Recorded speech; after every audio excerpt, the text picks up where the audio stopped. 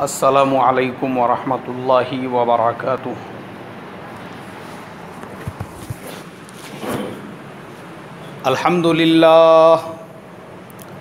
अल्हम्दुलिल्लाहि नहमदुहु व नस्तईनुहु व नस्तगफिरुहु व नुमिनु बिहि व नतवक्कलु अलैहि व नऊज़ु बिल्लाहि मिन शुरूरि अनफुसिना व मिन सय्यिआति अमालिना।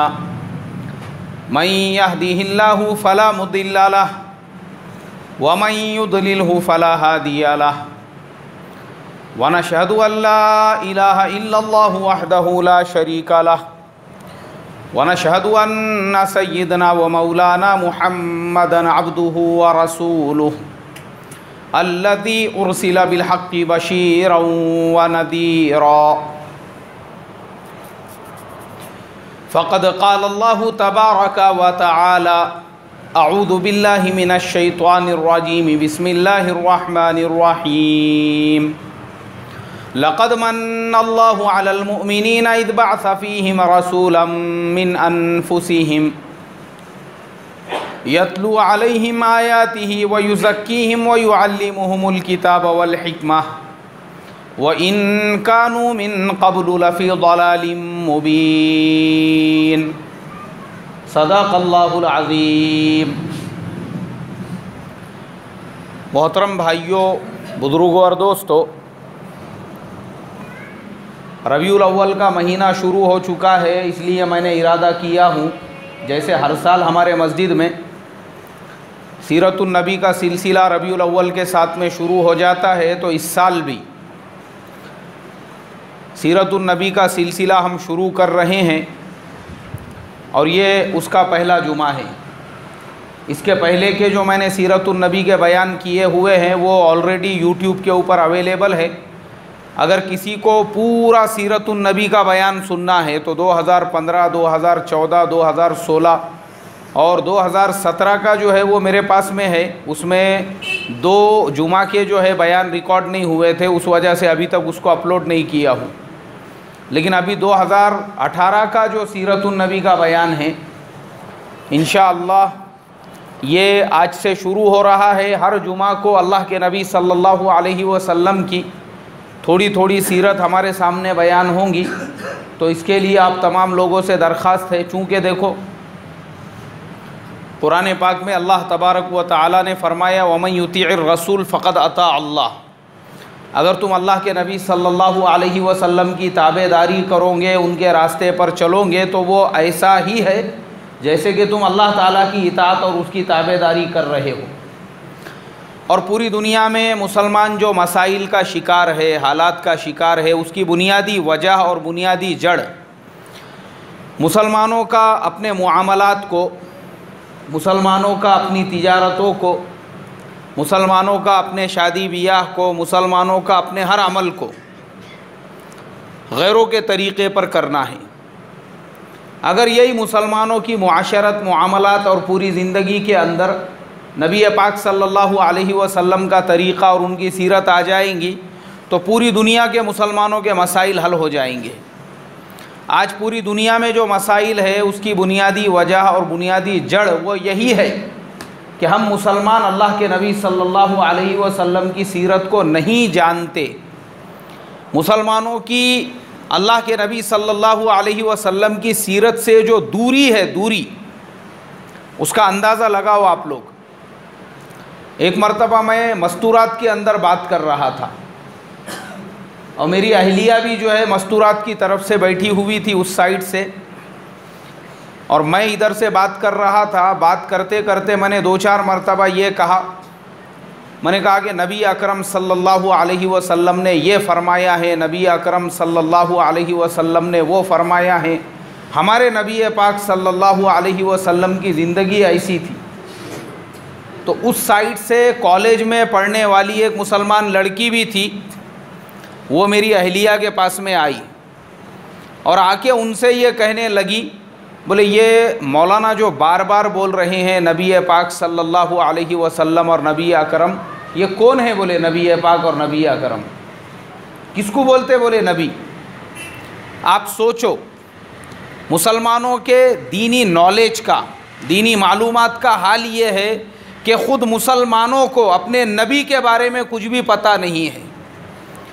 कॉलेज में पढ़ने वाली एक लड़की जिसने 14-15 साल तक स्कूल की कॉलेज की तालीम हासिल की, उसको दुनिया के बारे में आप सवाल करो उसको सब मालूम है। न्यूटन किसे कहते हैं उसको मालूम है, न्यूटन की थ्योरी क्या थी वो उसको मालूम है, आइंस्टाइन कौन है वो उसको मालूम है, गैलीलियो किसे कहते हैं वो उसको मालूम है, थॉमस एडिसन क्या क्या इन्वेंशन जो है उन्होंने किए हुए हैं वो सब उसको पता है। किसी भी कॉलेज यूनिवर्सिटी में पढ़ने वाले बच्चे से पूछो सब बताएंगा आपको, सबको पहचानता हो। लेकिन वही अगर मुसलमान के बच्चे से ये पूछो कि भाई हमारे नबी पाक सल्लल्लाहु अलैहि वसल्लम का पूरा नाम क्या था, नहीं मालूम है। हमारे नबी पाक सल्लल्लाहु अलैहि वसल्लम के वालिद और वालिदा का नाम क्या था, नहीं मालूम है। हमारे नबी पाक सल्लल्लाहु अलैहि वसल्लम के दादा का नाम क्या था, नहीं मालूम है। यहाँ तक कि यही नहीं मालूम है कि नबी पाक किसे कहते हैं।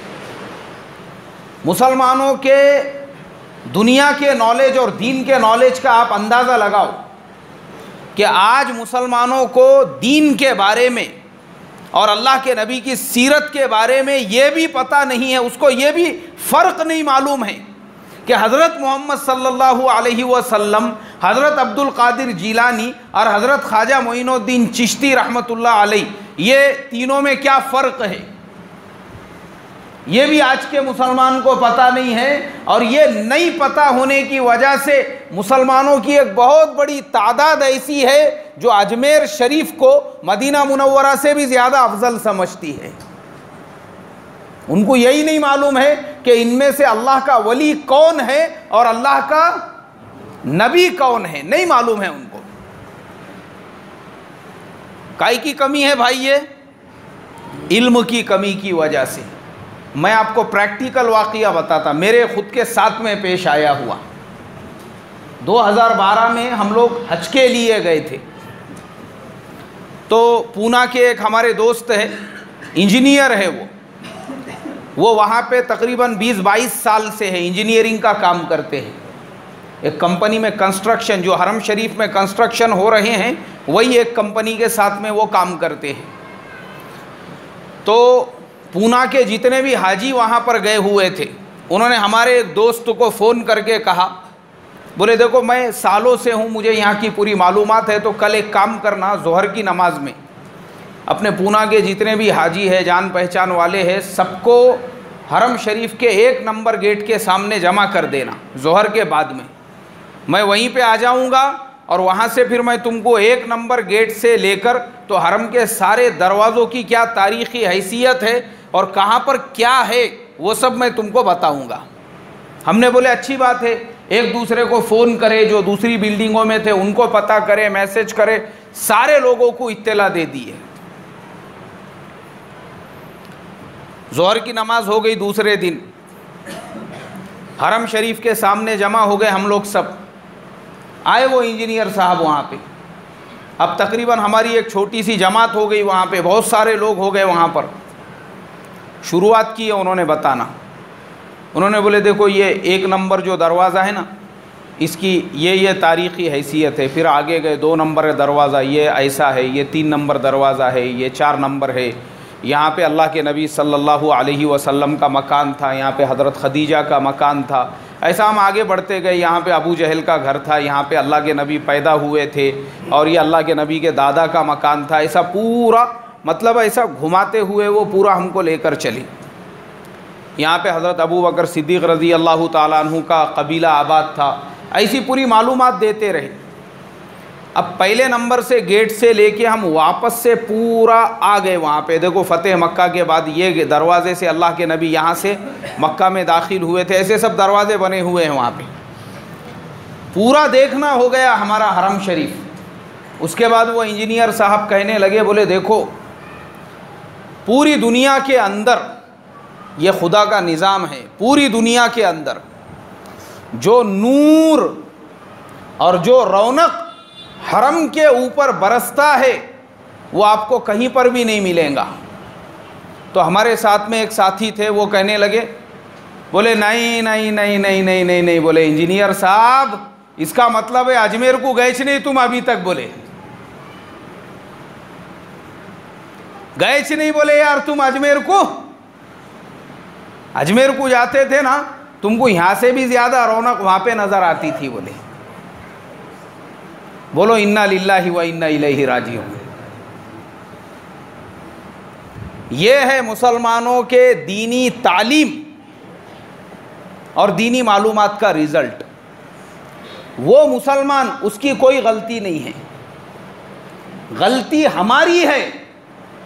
हमने आज तक उम्मत को यही नहीं बताया कि नबी कौन होता है, वली कौन होता है, सहाबी कौन होता है, ताबीई कौन होता है, तबे ताबीईन कौन होते हैं। यही नहीं मालूम है उम्मत को। तो उम्मत को यह भी नहीं मालूम है कि ख्वाजा मोइनुद्दीन चिश्ती कौन है, सैयदना अब्दुल कादिर जिलानी कौन है और हज़रत मोहम्मद मुस्तफ़ा सल्लल्लाहु अलैहि वसल्लम कौन है। लोगों ने अल्लाह के नबी से भी बड़ा मकाम और मर्तबा बुजुर्गों का बना दिया, क्योंकि वो बेचारे को पता ही नहीं है, सीरत ही नहीं मालूम है उसको अल्लाह के नबी की। इसके लिए ये पूरा जो है जिहालत का माहौल बना हुआ है। इसके लिए मेरे मोहतरम दोस्तों, हर साल मुझे लगता है तकरीबन मेरा ये चौथा या पांचवा साल है जो रबीउल अव्वल के महीने में मैं सीरत का सिलसिला शुरू कर रहा हूं। और मेरे शुरू करने का मकसद सिर्फ ये है कि हर मुसलमान को ये पता होना चाहिए हमारे नबी पाक सल्लल्लाहु अलैहि वसल्लम कौन थे। और पूरे तफसील से मैं सुनाता हूं। पिछले साल की जो सीरत है वो 26 जुमा तक बयान हुई थी। कितने जुमा तक हुई थी भाई? मेरे पास रिकॉर्डिंग है उसकी अभी भी। 26 जुमा, यानी रमजान का महीना होने के बाद में भी, और मैंने 3-4 जुमा बयान किया था क्योंकि वो बाकी रह गई थी। तो हम हर साल इसकी कोशिश करते हैं कि सीरत का बयान पूरी उम्मत के सामने आए। उसका मकसद सिर्फ ये होता है कि हमारी जो कौम है, अरे हमको अगर अल्लाह के नबी की ही ज़िंदगी पता नहीं होंगी और बाकी दुनिया की बेकार की सारी मालूमात हमारे पास में होंगी, मुझे बताओ वो जन्नत में लेकर जाएंगी क्या भाई? नहीं लेकर जाएंगी। आज किसी भी मुसलमान नौजवान को खड़े करो, उसको क्रिकेट के बारे में पूछो तो सारा नॉलेज आपको देगा वो। 1975 का वर्ल्ड कप कौन जीता था, 80 का कौन जीता था, 92 का कौन जीता, 96 का, 99 का, 2001 का, 93 का, 2007 का, पूरा बताएंगा आपको वो। किसी एक क्रिकेट खिलाड़ी के बारे में पूछो, उसकी पूरी हिस्ट्री खोल के बता देगा। मेरे ख्याल से अभी 3-4 दिन की बात है, एक होटल के अंदर क्रिकेट मैच चल रहा था। लोग बातचीत कर रहे थे एक खिलाड़ी के बारे में। एक नौजवान बच्चा 16-17 साल की उसकी उम्र होगी, कोई बॉलर बॉलिंग डाल रहा था तो किसी ने बोला, अरे बोले ये लड़की के जैसा नाम दिख रहा। बोले शाहीन। शाहीन कौन है रे? बोले ये शाहीन। तो वो जो लड़का था बाजू का, अरे क्या चीचा, इतना भी नहीं मालूम है क्या? बोले तुमको शाहिद आफरीदी का भतीजा है। बोले वो, उसको पूरी मालूमात है किसका भतीजा है, किसका भांजा है, किसका नवासा है, किसका पोतरा है। फिर पूरी हिस्ट्री खोल के रखा उसने। चाचा ने बोले यार हमारे ज़माने में ये नाम सुने नहीं थे। बोले हमने। अरे बोले तुमको क्या मालूम है? उसके बाद उसने पूरी उसकी ज़िंदगी बताना शुरू कर दिया। क्यों? क्योंकि मुसलमान को नॉलेज है तो किसके बारे में है? ये दुनिया के बेकार, क़यामत के दिन इसके ऊपर अल्लाह ताला जन्नत का फैसला करेंगे? नहीं फैसला करेंगे। और देखो फिल्म स्टारों के बारे में आज के मुसलमान, क्योंकि मैं भी सोशल मीडिया का इस्तेमाल करता हूँ, मेरा फेसबुक पे अकाउंट है, ट्विटर पे अकाउंट है, यूट्यूब के अंदर मेरा खुद का एक चैनल है, क्योंकि मैं खुद सॉफ्टवेयर इंजीनियर हूँ, मेरी लाइन ही है वो। मैं खुद वेबसाइट बनाता हूँ, उसको टेस्ट करता हूँ, तो ये हमारा काम ही है। उसके अंदर हमने गवर्नमेंट की डिग्री ली हुई है। लेकिन मैं कभी ये बातें बयान में नहीं बताता, क्योंकि मैं आप लोगों का इमाम हूँ। इसके लिए मैं आपको खाली कुरान हदीस की बातें बताता हूँ। तो मैं देखता हूँ सोशल मीडिया के ऊपर हमारे मुस्लिम नौजवान जो है वो फिल्म एक्टरों के बारे में डालते हैं, और मुस्लिम नौजवानों में झगड़े चल रहे हैं, दोनों मुसलमान नौजवानों में। किसके वास्ते झगड़े चल रहे हैं भाई? फिल्म एक्टरों के बारे में। एक नौजवान बोलता कि हमारा ये खान वो उससे बड़ा है, तो दूसरा बोलता नहीं, वो दूसरा खान उससे भी बड़ा है। बोले ये खान उससे ज़्यादा पैसे कमाता है, वो बोलता नहीं, वो उससे ज़्यादा कमाता है। अल्लाह हिफाजत फरमाए मेरे मोहतरम दोस्तों, मुसलमानों की सलाहियतें देखो कहाँ पे जा रही है। मैं एक निकाह की मजलिस में गया निकाह पढ़ाने के वास्ते में, तो मैं बैठा यहाँ पे दूल्हे के बाजू में निकाह पढ़ाने के लिए। तो मैंने देखा एक साहब जो है वो बिल्कुल अंग्रेज़ों के जैसे कपड़े पहन के आ रहे हैं मंडप के अंदर। अंग्रेज़ लोग नहीं क्या पहले ज़माने में ये यहाँ तक उसको जो है सॉक्स होता था घुटने तक, पैजामा उसके अंदर घुसड़े हुआ, ऊपर से लाल जैकेट, उसको कम से कम 5-6 डजन बटन लगे हुए, और मुच्छों को ऐसा ताव दिया हुआ, ऐसा एकदम एरंडी का तेल दोनों कोनों से लगा के ऐसा ताव दिया हुआ मुच्छियों को, और चुप चुप की एक तलवार भी लगी हुई वहाँ बाजू में, वो भी थी उसके अंदर। मैं बोला यार ये नमूना सर्कस का रास्ता तो नहीं भूल गया ना? नहीं, मैं बोला यार ये सर्कस का रास्ता भटक के शादी के मंडप में तो नहीं आ गया, ये कहाँ से लाए? मैं बोला पकड़ के इसको। क्या केनिया, जिम्बाब्वे, उधर कोई कंट्री में अफ्रीका के जाने वाला था, तो उसको फ्लाइट वालों ने यही, मैं बोला छोड़ के चले गए एयरपोर्ट के ऊपर, इसको लाए कहाँ से पकड़ के तुमने? मैं बोला इससे ज़रा फुर्सत से मुलाकात करना पड़ेगी। मिला मैं उनको बाद में, और मैं एक साथी को लेकर मिला साथ में, उनके रिश्तेदार थे। मैं बोला ज़रा मिलाओ यार, ये इनकी सर्कस देखने को अपन भी जाएंगे, कहाँ पे लगे हुई है। तो गए उनसे मिलने के लिए, मिलाए उन्होंने, बोले ये हमारे इमाम साहब है, मुलाकात करो। मैं बोला अस्सलाम वालेकुम। वालेकुम अस्सलाम। मैं बोला ये मुच्छा ओरिजिनल है ऐसा देखो क्या हाथ लगा के? मैं बोला एरंडी का तेल लगाया हुआ है बोले इसको। मैं बोला ज़रा देखन दो यार, बहुत ही ताव दिख रहा। मैं बोला इसका नहीं ओरिजिनल है बोले ये। मैं बोला ये हुलिया ये सर्कस में आए हुए हैं आप? नहीं बोले मैं सर्कस में नहीं आया हुआ हूँ। मैं बोला क्यों, ऐसा क्यों? दरगाह पे मन्नत माने थे क्या ताला मार के कि मेरी जब तक मन्नत पूरी नहीं होंगी मैं ऐसा रहूँगा बोल के? नहीं बोले ये मन्नत का भी नहीं है। मैं बोला फिर क्या है क्या ये? बोले मौलाना मैं फुलाने खान का नाम सुने आपने? मैं बोला नहीं भाई, मैं किसी खान को जानता पहचानता नहीं, मैं खाली शेख सैयद लोगों को पहचानता। तंबोली, बागवान, कुरैशी अगर होंगे तो बताओ ये कौन सा खान है? नहीं बोले ये फुलाने खान साहब है। बोले मैं उनका बचपन से फ़ैन हूँ। बोले आपको मालूम है उनकी फ़िल्म देखने के वास्ते मैंने 500 किलोमीटर का सफ़र करा। हमारे गाँव में नहीं लगने वाली थी, खाली बम्बई में लगने वाली थी, मैं बम्बई तक गया हुआ हूँ। बोले तो उनकी जब भी कोई फिल्म आती है मैं पूरा A to Z उनके जैसा ही हुलिया बनाता हूँ। बोले अल्लाह हिफाजत फरमाए। अस्तगफार। मेरे मोहतरम दोस्तों, यानी आज के मुसलमान को देखो, इसने फिल्म स्टारों को अपने लिए रोल मॉडल बनाया और सेम टू सेम उनके जैसे कपड़े पहनने को अपने लिए क्या समझ रहा है भाई? ये नजात समझ रहा है। क्या समझ रहा है अपने लिए? नजात समझ रहा है, नजात, बड़ापन, फ़ख्र समझ रहा है। बोले मौलाना ये ऐसे ही नमूने टाइप के हैं, बोले इनका थोड़ा इलाज कराने की ज़रूरत है। अल्लाह हिफाजत फरमाए। और यहाँ पे कुरान पाक में अल्लाह फरमाते हैं कि तुम्हारे लिए नजात वाला जो रास्ता है वो अल्लाह के नबी सल्लल्लाहु अलैहि वसल्लम की सीरत है। किसकी सीरत है भाई? अल्लाह के नबी की, उनकी ज़िंदगी। अरे उनके जैसा खुद को बनाओ, इसीलिए हम सीरत सुनाते हैं। जो रबीउल अव्वल का महीना शुरू होते ही सीरत शुरू करते हैं, वो इसीलिए ताकि हर मुसलमान को पता हो हमारे नबी का बचपन कैसे था, उनका लड़कपन कैसे था, उनकी जवानी कैसे थी, उनका शादी के बाद की ज़िंदगी कैसी थी, और नबूवत कैसे मिली और नबूवत के बाद कैसी ज़िंदगी। यानी हर मुसलमान अपने मुआमलात, अपनी मुआशरत, अपनी ज़िंदगी अगर अल्लाह के नबी की सीरत को सुनकर उनके एतबार से चलेगा, ये उसको नजात दिलाने वाली है।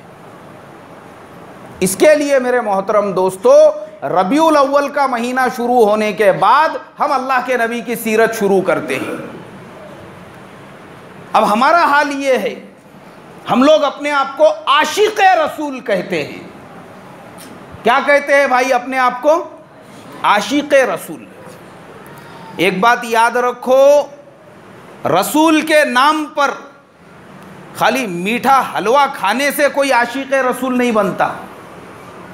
रसूल के नाम पर जुलूस निकालने से कोई आशिक़ रसूल नहीं बनता, और रसूल के नाम पर डीजे बजाने से कोई आशिक़ रसूल नहीं बनता।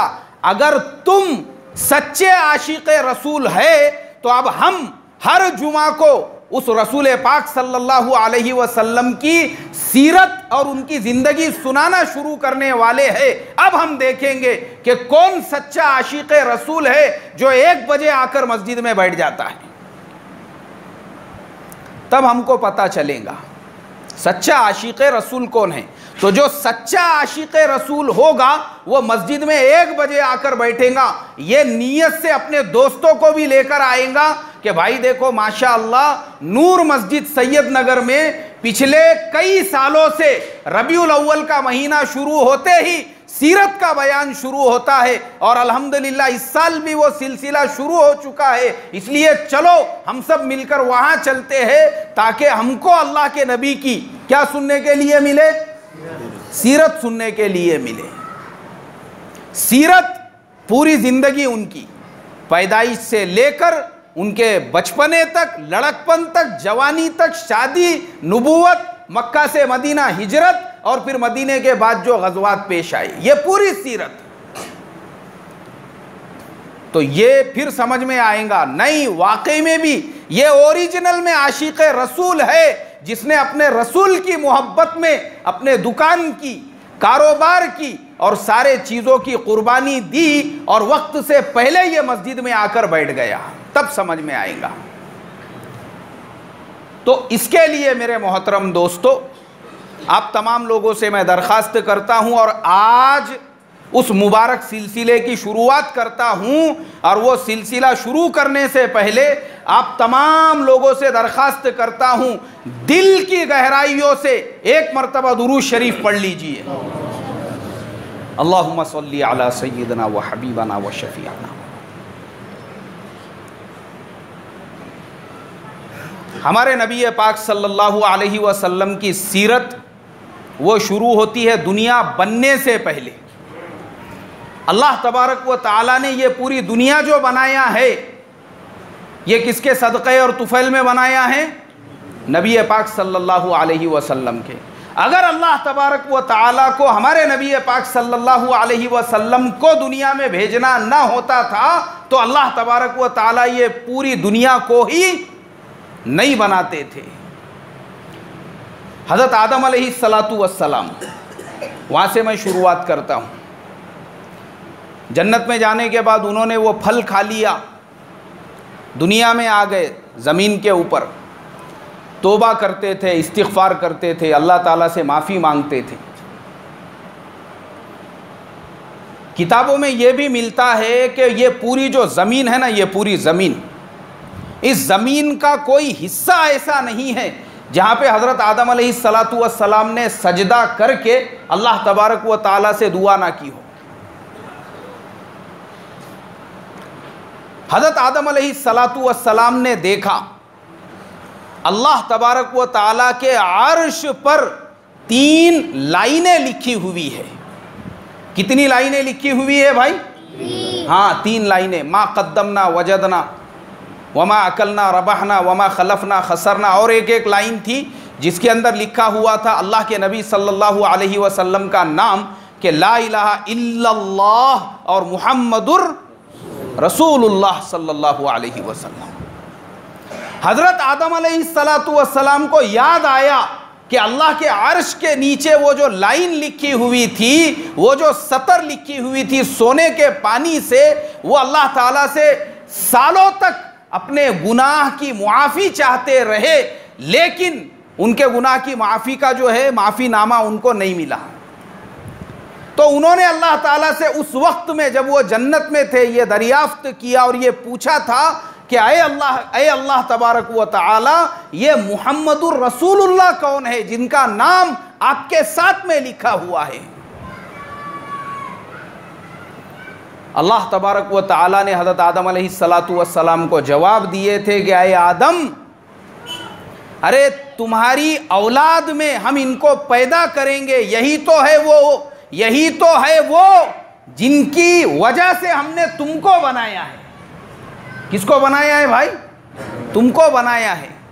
ये तुम्हारी नस्ल में पैदा होने वाले सबसे आखिरी नबी होंगे, इन पर हम नबूवत के सिलसिले को बंद कर देंगे। ये वो हमारे नबी है, ये वो हमारे लाडले हैं। हज़रत आदम अलैहिस्सलातु वस्सलाम को वो लाइन, वो सतर याद आई। उन्होंने कहा, अरे अल्लाह, मुझे याद आया तेरे अर्श के नीचे मुहम्मदुर रसूलुल्लाह की सतर लिखी हुई थी। मैं तुझसे उन मुहम्मदुर रसूलुल्लाह सल्लल्लाहु अलैहि वसल्लम के तुफैल में दुआ मांगता हूँ, मेरी खता को माफ़ कर दे। तब मेरे मोहतरम बुजुर्गों, दोस्तों, अल्लाह तबारक व तआला ने हज़रत आदम अलैहिस्सलातु वस्सलाम की खता को माफ़ फरमाया। ये मकाम और मर्तबा है हमारे नबी पाक सल्लल्लाहु अलैहि वसल्लम का। अब अगले जुमा को इंशाअल्लाह मैं आपको बताऊंगा हज़रत इब्राहीम अलैहिस्सलातु वस्सलाम की जो दो औलादें, एक हज़रत इस्माईल अलैहिस्सलाम, दूसरे हज़रत इसहाक, दोनों की नस्ल जो चली है, दो नस्लें जो अल्लाह ताला ने चलाई है, उन नस्लों से, एक से बनी इसराइल और दूसरे से बनी इस्माईल, वो कैसे पैदा हुए और वो पैदा होने के बाद हमारे नबी पाक सल्लल्लाहु अलैहि वसल्लम की पैदाइश और उस वक्त के पूरे हालात वो हमारे सामने बयान होंगे। इसलिए अगर हम सच्चे आशिक़ रसूल है तो वक्त पर पहुँचने की फ़िक्र करे, कोशिश करे। अब इंशाअल्लाह हर जुमा को सीरत के बयान होंगे। अल्लाह मुझे आपको अमल की तौफ़ीक़ अता फ़रमाए। फिर एक मरतबा दुरूद शरीफ पढ़ लीजिए। अल्लाहुम्मा सल्ली अला सय्यिदना व हबीबना व शफ़ीअना व मौलाना मुहम्मद व बारिक वसल्लिम। अब जिनकी सुन्नतें बाकी है वो पढ़ ले भाई। और ये बच्चों को जाने के लिए पहले रास्ता दे दो थोड़ा सा। चलो पहले निकल जाओ जल्दी से।